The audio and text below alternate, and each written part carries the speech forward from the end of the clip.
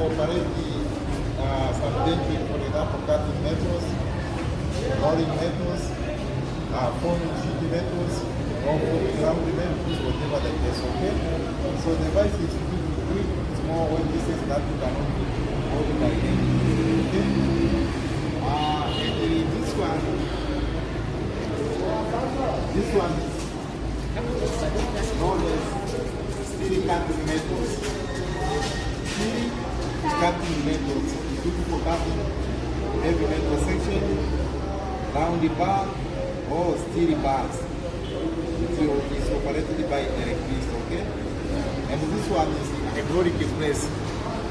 This is a small one, and that is big one, okay? This is the press maximum pressure of 10 tons. That one maximum pressing is 50 tons. They are used for removing bushes or spindles or bearing from the mobile parts. You have any question? Is the grinding machine? You know, grinding machine is used for removing small pieces.